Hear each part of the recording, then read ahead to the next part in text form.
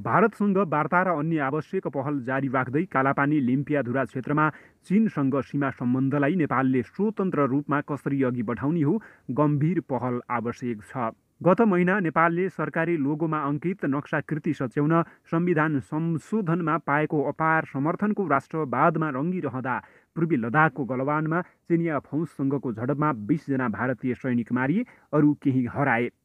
विश्वका 4 ठूला सैन्य शक्तिमा गनिने छिमेकी भारत र चीनको बीच भएको यो घटना हाम्रा लागि पनि स्तब्धकारी थियो। यसले तत्कालै विश्व समुदायमा एउटा तरङ्ग पैदा गर्यो, सबैको ध्यान खिच्यो। संयुक्त राष्ट्रसङ्घका महासचिवले दुवै पक्षलाई संयम लिन र वार्ताबाट समाधान निकाल्न अपिल गरे। अमेरिकाले चासो देखायो, विदेश मन्त्रीले मारिएका सैनिकप्रति संवेदना व्यक्त गरे। सीमा क्षेत्रको हिंसात्मक तनावका बीच भारतीय विदेश मन्त्री एस जयशङ्कर र चिनिया विदेश मन्त्री वाङ यीका बीच टेलिफोन वार्ता भयो। कोही भारतीय सिपाही नहराएको वा कब्जामा नलिएको भनेर दुवैतर्फबाट भनिएको छ। यतिमै यथार्थ स्थिति थाहा हुने होइन। यस्तो अवस्थामा सूचनामा स्वतन्त्र पहुँच सम्भव पनि हुँदैन। सूचना नियन्त्रित र निर्देशित हुनु अस्वाभाविक होइन। जे होस्, त्यहाँ अहिले उग्रताको स्थिति केही शिथिल भएको देखिन्छ। गलवान घटना सन् 1962 को युद्धपछि भारत चीन सीमामा भएको सबैभन्दा ठूलो हो। यो पटकको भिडन्तमा नयाँ हतियार प्रयोग भएको सम्भावना देखिएको छ। विवादित सीमाको एउटा निश्चित क्षेत्रभित्र भारत र चीनले गोला बारुद बन्दुक लगायतका हतियार प्रयोग नगर्ने सहमति गरेका छन्। तर भारतले चिनिया पक्षले प्रयोग गरेको भनी जानकारी गराएको हतियारको तस्बिर गोला बारुद रहित गैर सैनिक प्रकृतिको जस्तो देखिन्छ। सैन्य शास्त्रागारमा त्यस्तो हतियार प्राय देखिएको छैन। परम्परागत चिनिया शस्त्र पनि हुन सक्छ।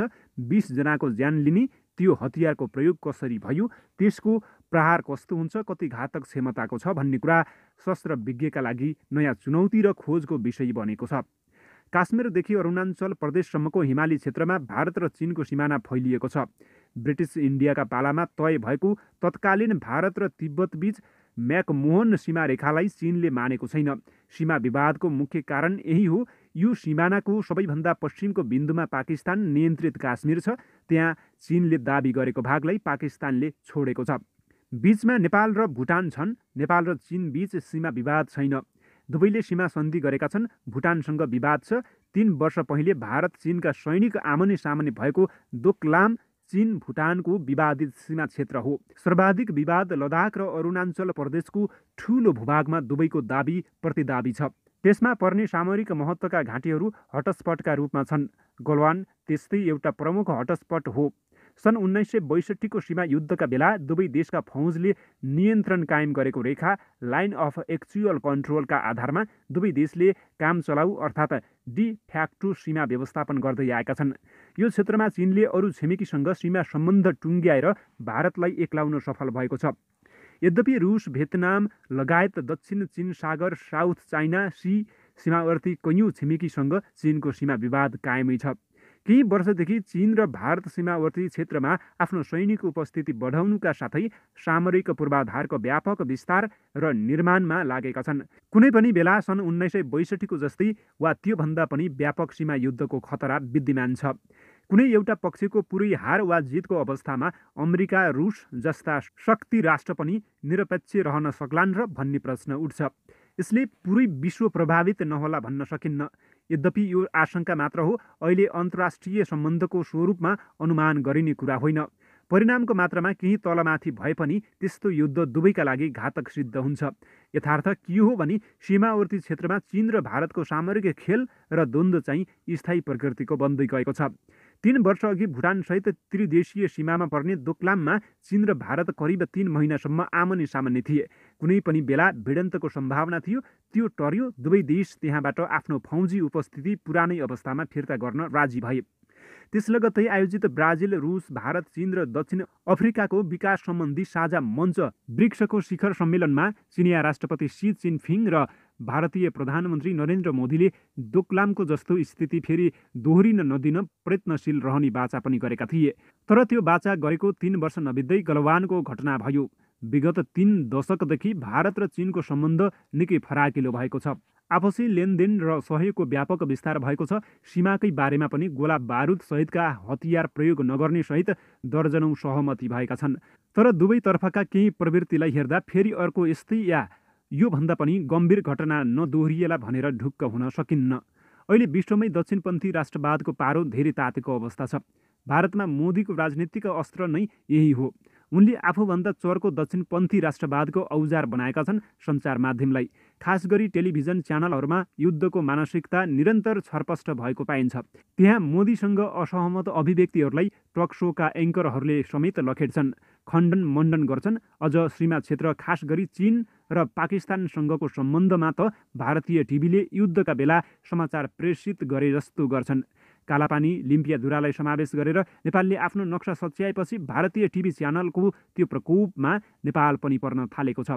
हो, गलवान घटनापछि स्थिति बढी अस्वाभाविक होइन। भारत विरोध प्रदर्शनहरू भए, राष्ट्रपति शीको पुतला जलियो, चीनको राष्ट्रिय झण्डा जलाइयो, चिनिया सामान बहिष्कार गर्ने नाराहरू लागे।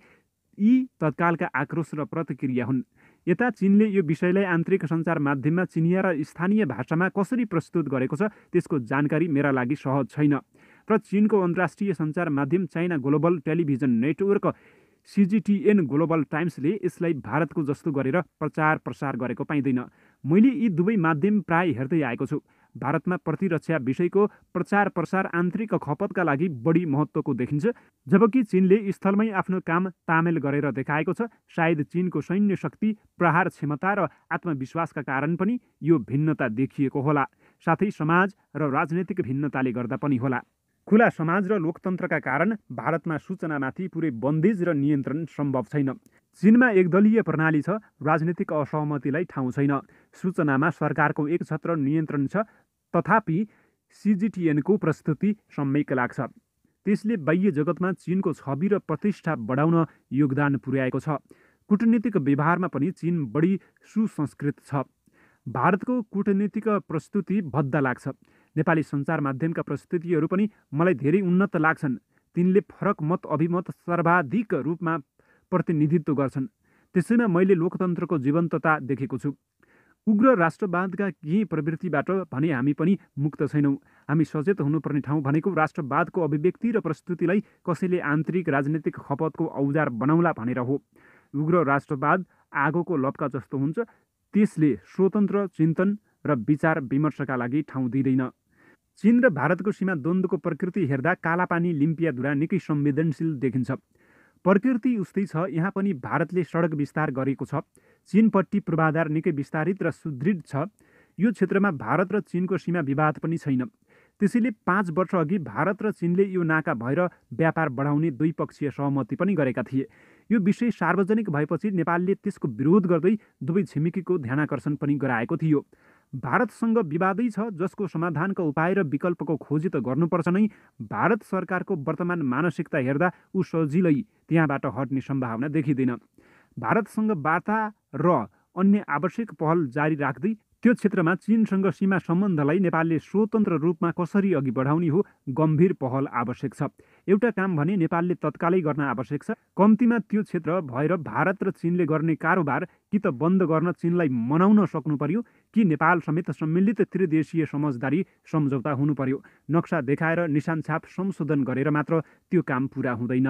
साथीहरू, आजको भिडियो तपाईँलाई कस्तो लाग्यो? कृपया जस्तो लाग्यो त्यस्तै सुझाव, सल्लाह र प्रतिक्रिया तल कमेन्ट बक्समा लेख्नुहोला। र यो भिडियोलाई सबै नेपाली माझ पुर्याउनको लागि तपाईँको एक सेयर निकै महत्त्वपूर्ण भएको कारण एक सेयर पनि गर्नुहुनेछ भन्ने आशा सङ्गालेको छु।